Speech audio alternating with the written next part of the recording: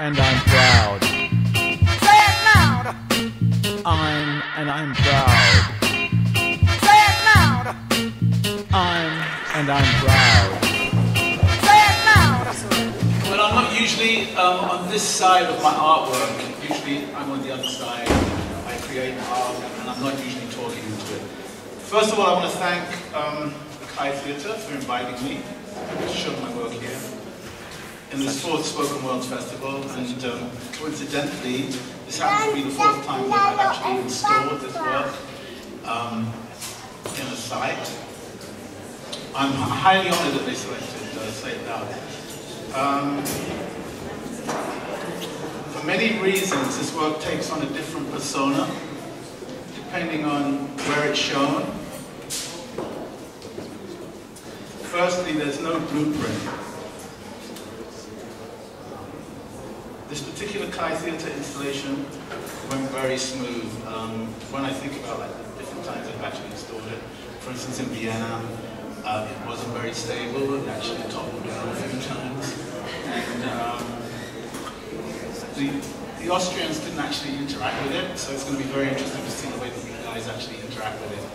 When it was first shown, it premiered at the Brooklyn Museum in 2007. We nearly needed like extra security because everybody wanted to jump on it and actually interact. My selection of books varies from geographical location to geographical location. When the Kai actually invited me to do this, I was very specific in what I wanted to address. It's a topic that I address very, very often in my visual art practice, and that is colonialism and post-colonialism. So I decided that I wanted to have a clear focus on Congo Belge. Lana Williams had the honor of finding me the books. She did a great job.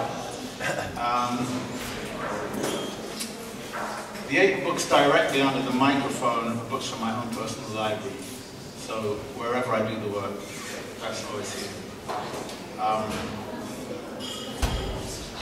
Also included in this particular 8-book directly under the mic pile is David Raybrook, who I've been informed is an amazing writer. I've been informed that this book is actually amazing, but as it hasn't been translated into English, I don't know.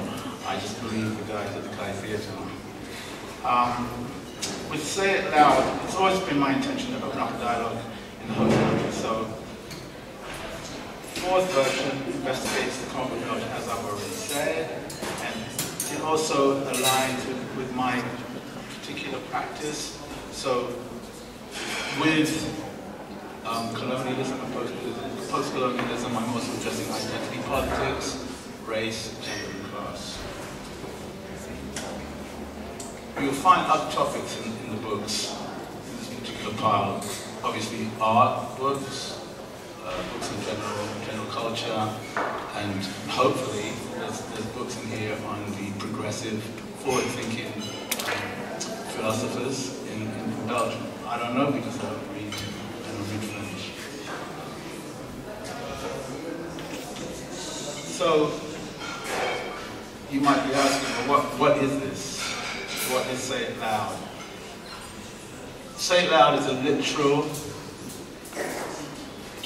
platform of self-expression, where you, the viewer, is actually invited to climb these stairs and in the gap of the soundscape, fill it with however you feel, whatever you desire. For those of you who don't know the soundscape, it's the chorus from James Brown's Say It Loud, I'm Black and Proud, which is a militant funk soul song that he recorded and wrote in 1968. And that song actually became a Black Power anthem.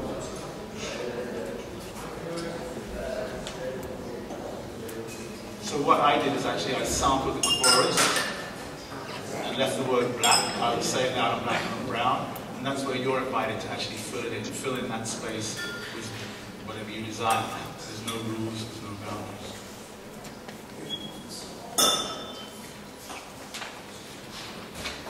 Sorry about this, guys. I'm not a speech maker. So this actual piece was premiered in 2007 in the exhibition Infinite Islands, Contemporary Art from the Caribbean.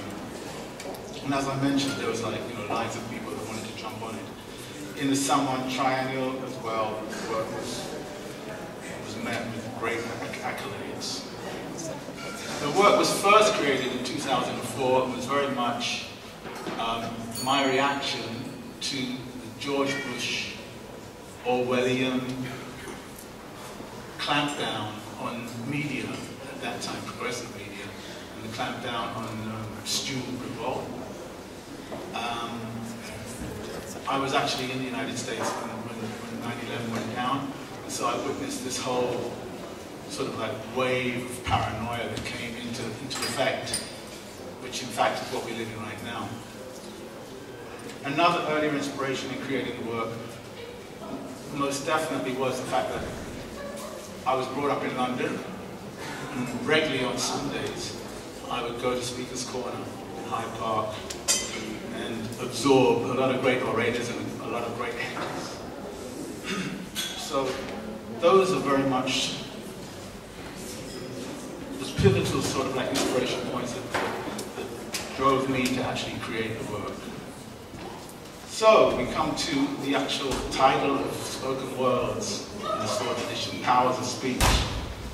Keywords for me in Powers of Speech would be inform, persuade, empower, convert, galvanize, and inspire. When too few have too much and too many have too little, revolution.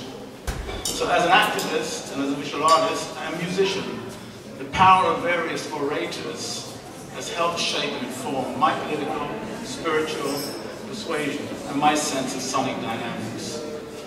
In the beginning was the word. I like to give respect to these great orators through the ages.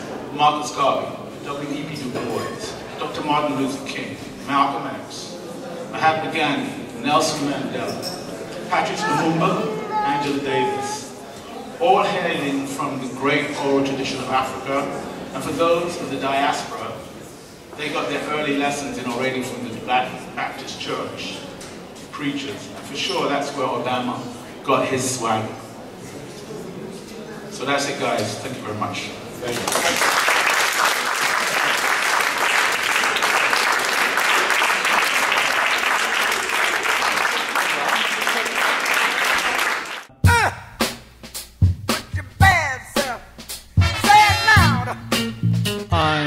I'm proud. Say it loud. I'm proud. Say it loud. I'm proud. Say it loud. I'm proud. Say it loud.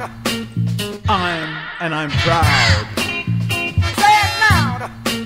I'm proud. Say it loud. I'm proud.